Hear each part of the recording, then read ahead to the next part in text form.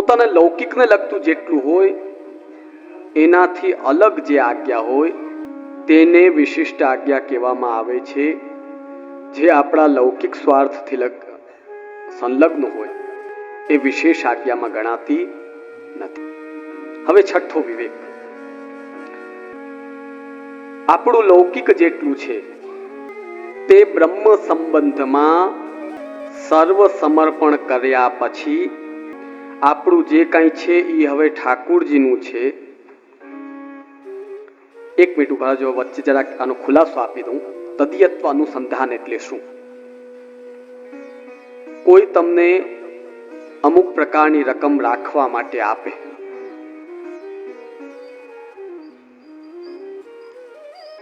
કોઈએ 10 લાખ રૂપિયા તમને આપ્યા કે તમે રાખજો સાચવીને પછી મને આપજો. હવે જોજો, એ આપણા પાસે જ હોય, આપણી જ તિજોરીમાં હોય. જ્યારે જ્યારે તમે ખોલશો કબાટ એટલે જોજો એક અનુસંધાન થશે કે આ મારા નથી. આપણો બાળક કે ઘરવાળા લેવાય લાગે ને તો તરત તમે બોલો, હવે જો આ બાજુ છે ને એ આપણા છે ને આ ઓલા ભાઈના છે, એને આપવાના છે. આને શું કહેવાય? તદીયત્વ અનુસંધાન. હવે જોજો, બધું ઠાકુરજીને સમર્પિત કરી દો તુલસીથી. ઠાકુરજી રાખવા માટે આપે ને આપણે અનુસંધાન ભૂલી દઈએ, જાણે આપણું જ છે એમ વાપરીએ તો શું હાલત થાય? સમજજો, સાવ સીધો દાખલો તમને સમજાવવા માટે દઉં છું. તો સર્વ સમર્પણ પછી તદીયત્વ અનુસંધાનેન, મારી પાસે જે છે એ ઠાકુરજીનું આપેલું છે, એમણે દીધેલું છે. આને કહેવાય તદીયત્વ અનુસંધાન. તો તદીયત્વ શ્રી ઠાકુરજીનું છે એવા અનુસંધાન સાથે હું જે વાપરું છું એ ઠાકુરજી કૃપા કરીને મને આપે છે તો હું વાપરી રહ્યો છું. આને કહેવાય તદ્દત્ત પ્રસાદત્વેન. જેટલું જરૂરી હોય તેટલું જ. યત કર્તવ્યમ, આ દુનિયામાં જેટલું કરવું જરૂરી છે, જેમ કે દીકરાના લગ્ન, દીકરીના લગ્ન, એમને મકાન લઈ દેવું, એને ધંધો કરી ગોઠવી દેવું. કાલે એમ ન કહેવો જોઈએ કે ભાઈ તમે ભલે ભગવાનના થયા પણ મને પણ ભગવાને મૂકેલો છે, તમને ભગવાને મૂકેલો છે. તમારી માથે મારી જે જવાબદારી છે એ તમે નભાવી નહીં. ગોવિંદ ભલ્લાજીના પ્રસંગમાં તમે ધ્યાન દો તો આવશે કે જ્યારે મહાપ્રભુજી સન્મુખ ગોવિંદ ભલ્લાજી બધું ત્યાગ કરીને આવ્યા અને પોતાની બધી સંપત્તિ મૂકી કે હવે આપ ઠાકુરજી પધરાવો, હું બધું આપની સામે મૂક્યું. તો ત્યારે મહાપ્રભુજી આજ્ઞા કરી કે ભાઈ તે સ્ત્રીનો ત્યાગ કર્યો છે, તારી જવાબદારી છે કે એમને એમ અધર ન મુકાય કોઈથી. તો આજ્ઞા કરી કે એક ભાગ ઠાકુરજીનો, એક ભાગ સ્ત્રીનો અને 2 ભાગ તું રાખ. તો કહું કે એક ભાગ આપને પધરાવું, આપ મારા ગુરુ છો તો અચ્છો, એક ભાગ અમારો કરે.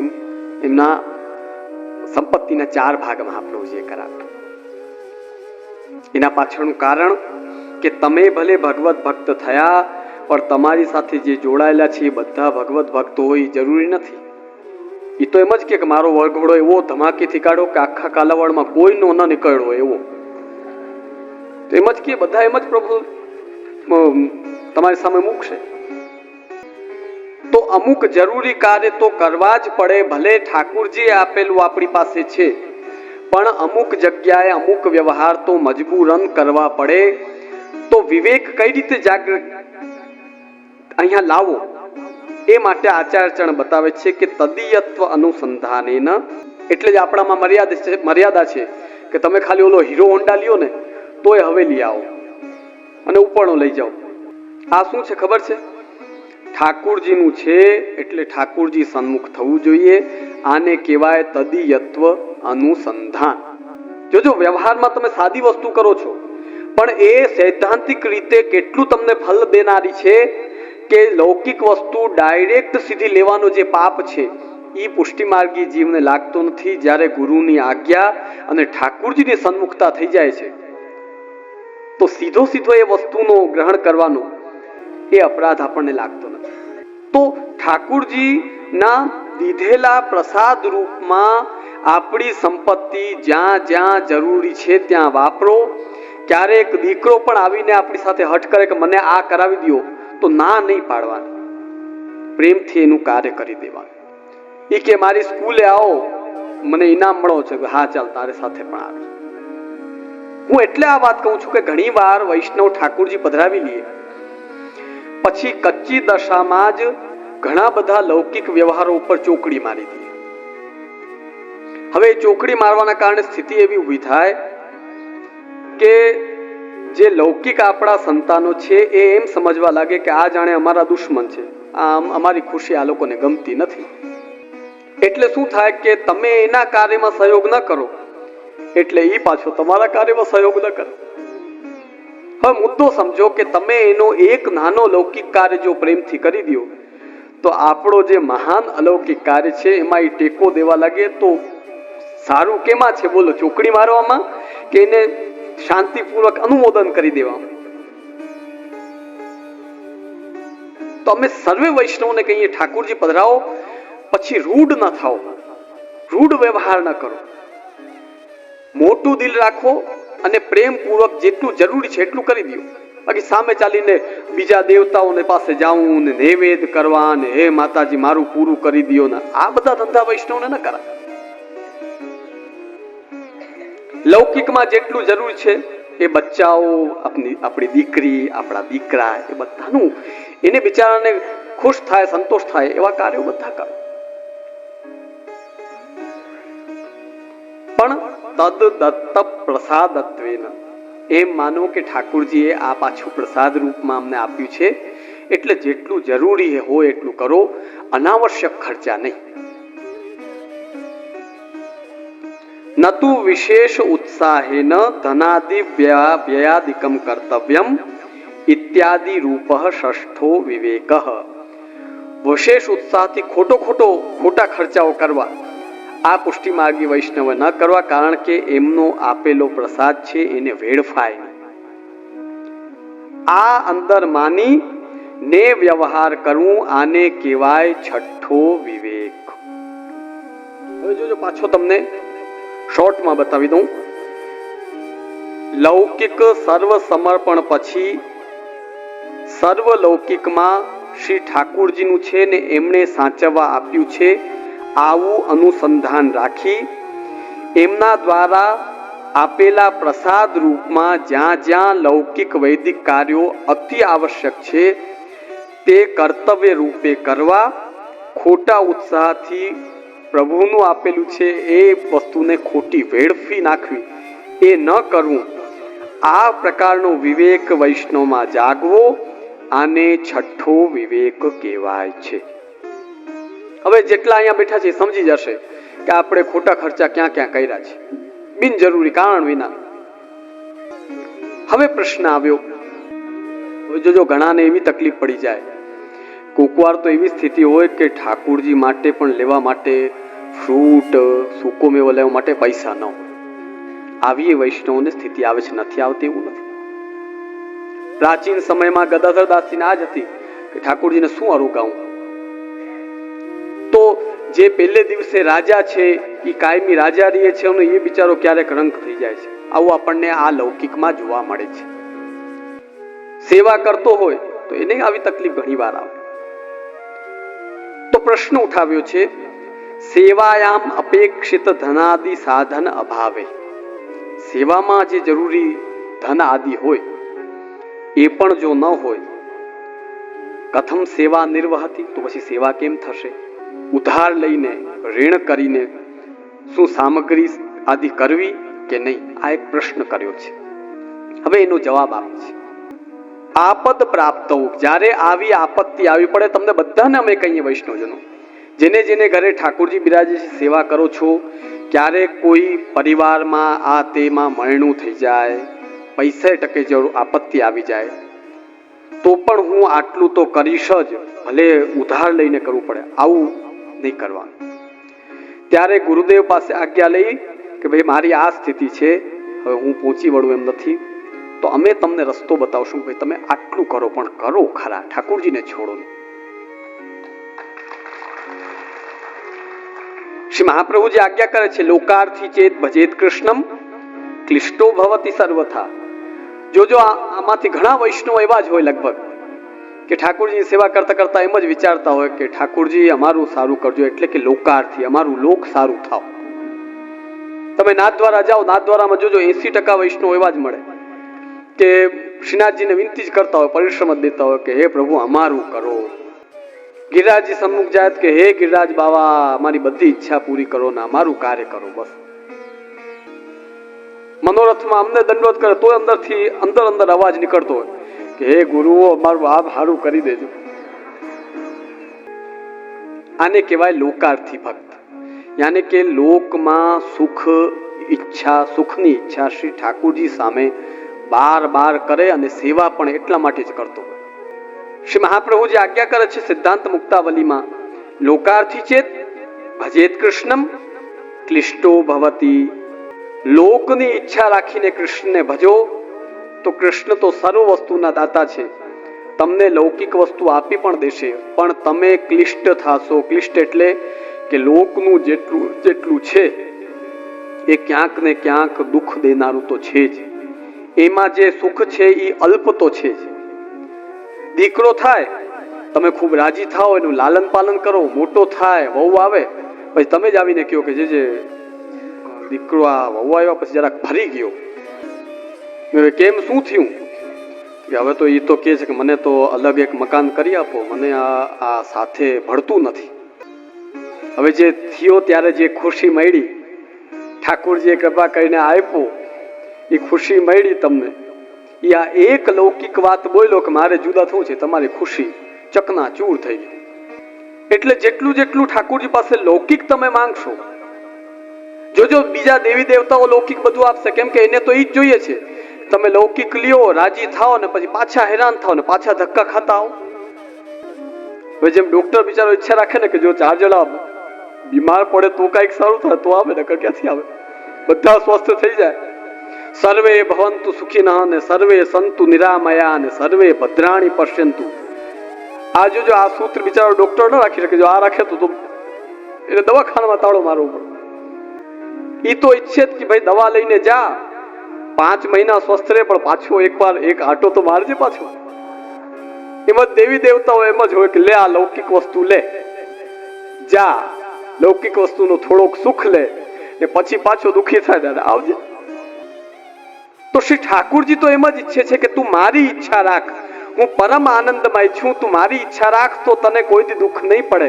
પણ જીવાત્મા બિચારો અજ્ઞાની એવો છે કે બાર ઠાકુરજી પાસે એક જ વાત માંગે કે પ્રભુ મારું કરો, પછી બહુ માંગે એટલે ઠાકુરજી લૌકિક કરે, પણ પાછું લૌકિક ક્લેશ દેવા વાળું હોય તો લોકાર્થી ચેત ભજેત કૃષ્ણમ ક્લિષ્ટો ભવતી સર્વથા. એ ક્લિષ્ટ થાય છે.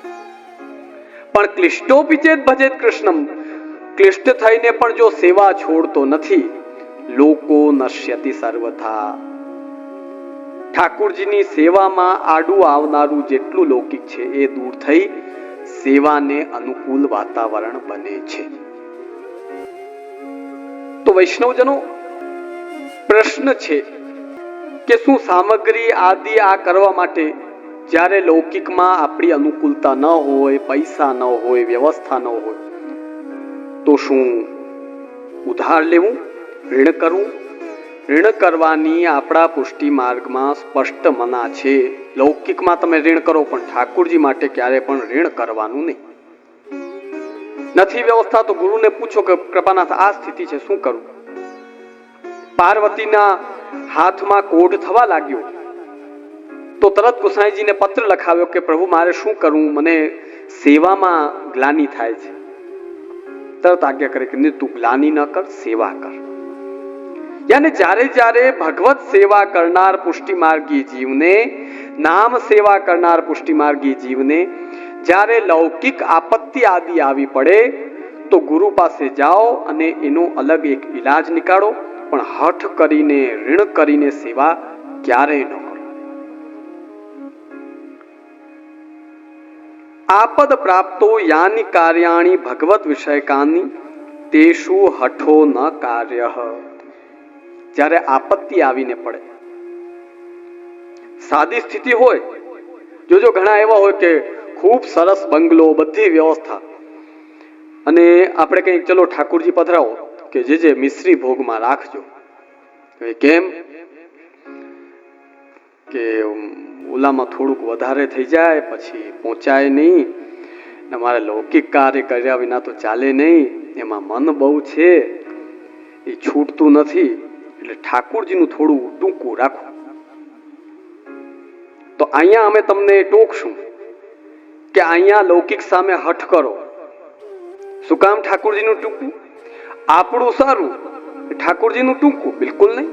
ત્યાં મજબૂતીથી ઘરવાળાઓને પ્રેમથી સમજાવીને, અનુકૂળ કરીને, વાતાવરણ બનાવીને પણ શ્રી ઠાકોરજીનું સારામાં સારું, ઉત્તમમાં ઉત્તમ થાય એવું કરો. અને જો એવી સ્થિતિ આવી ગઈ કે આપણી પેઢી બરબાદ થઈ ગઈ, ઘર વેચવાની સ્થિતિ આવી ગઈ, કરજ થઈ ગયું, આવી આપત્તિ આવી પડે ત્યારે ગુરુને વિનંતી કરી ને જેટલું આવશ્યક હોય, જેટલું પહોંચી શકો એટલું કરો, પણ ઋણ કરીને ઠાકોરજીની સેવા નહીં કરો. ઋણમ કૃત્વા આપી મયા સર્વમ કર્તવ્યમ એવ ઇતિ હઠો ન કાર્ય. આવી હઠ નહીં કરવાની. જો આ વિવેક છે, સમજો. તરત ગુરુદેવ સન્મુખ જાઓ, એનો ઈલાજ કાઢી લ્યો, પણ બસ હું કરતો જ રહીશ. કેમ કે હઠ ધર્મ છે તે આસુર ધર્મ માનવામાં આવ્યું છે, અને એ જો હઠ તમારા અંદર ઘર કરી જાય તો ઠાકોરજી તમને છોડી દે. બોલો, આસુર ધર્મની આ વિશેષતા ઠાકોરજીને દૂર કરવે, તું મારાથી આગળ રહે. શ્રીમદ ભગવદ ગીતાના 14મા અધ્યાયમાં આજ્ઞા કરી છે, અશાસ્ત્ર વિહિતમ ઘોરમ તપ્યંતે યે તપોજનાઃ દંભાહંકાર સંયુક્તાઃ કામ રાગ બલન્વિતાઃ કર્ષયંતઃ શરીરસ્થમ ભૂતગ્રામમ અચેતસઃ મામ ચૈવાંતઃ શરીરસ્થમ તાન વિદ્ધિ આસુર નિશ્ચયાન. હવે જો આગળનો વિભાગ આવ્યો હઠની બાબતમાં. ડોક્ટર કહી દે કે ડાયાબિટીસ છે, ડોક્ટર કહી દે કે તમને બ્લડ પ્રેશર છે, પણ તમે વર્ષોથી એક નિયમ રાખતા હો કે હું ઠાકોરજીને રાજભોગ ધરીને પછી જ કંઈક લઈશ, અને આવી હઠ અંદર બાંધી ને જ્યારે તમે આ કરતા રહ્યો ને વચ્ચે શું કે અચાનક શૃંગાર કરતા કરતા બીપી વધ્યો, હવે બેઠા રહ્યો, ઠાકોરજીએ વાટ જુએ, તમે આ બાજુ બેઠા હો. જેટલાને આવી કોઈ શારીરિક તકલીફ છે એમને સ્પષ્ટ મારી આજ્ઞા છે, પ્રભુને મંગલ ભોગ ધરો, પછી આગલા દિવસની અંશકડી કઈ બિરાજતું હોય તરત લઈ, દવા લઈ, હાથ પગ ધોઈ, ચરણામૃત લઈને તરત સેવામાં લાગી જાવ. આવી હઠ નહીં કરવાની જેમાં દેહ ઠાકોરજીની સેવા લાયક પણ ન રહીએ, ઠાકોરજીની સેવા અટકી જાય, ઠાકોરજી બિરાજ્યા વાટ જોતા રહીએ. આવી હઠ જ્યારે દેહ ઉપર આપત્તિ આવી હોય, રોગ રૂપે, ઘરમાં પૈસા રૂપે, ગામમાં પ્રતિષ્ઠા રૂપે, કોઈ પણ પ્રકારની આ પ્રકારની આપત્તિ આવે ત્યારે હઠ ન કરવી. ગુરુ સન્મુખ જઈને જેવા પ્રકારની આપત્તિ હોય એમાં મારે શું કરવું આ બતાડો, એનો ઈલાજ કરી ને પ્રભુ સુખથી બિરાજે, હઠ ન રહીએ અને પ્રસન્નતાથી સેવા થાય તેવી રીતે વૈષ્ણવે સેવા કરવી.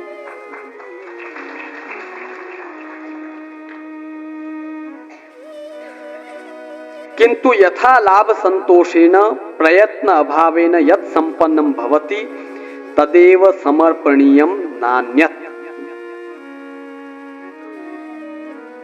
यथा लाभ संतोष, ઠાકોરજીની ઈચ્છા એવી છે કે હવે હમણાં આપણી પાસે અનુકૂળતા નથી, જે પ્રભુ આપી રહ્યા છે તે રાખીએ અને એમાંથી જે પ્રભુને સમર્પિત કરી શકીએ કરીએ. આ ભાવ જગાડવાનો. પ્રયત્ન અભાવેન યત સંપન્નમ ભવતિ તદેવ સમર્પણીયમ.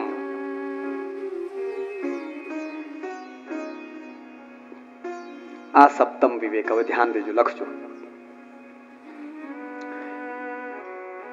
જ્યારે આપત્તિ આવીને પડે ચાહે એ શરીરને લગતી હોય, ધનને લગતી હોય, આપણા ઘર આદિના ઘરવાળાઓને લગતી હોય, આવી કોઈ પણ આપત્તિ આવીને પડે ત્યારે હઠ છોડીને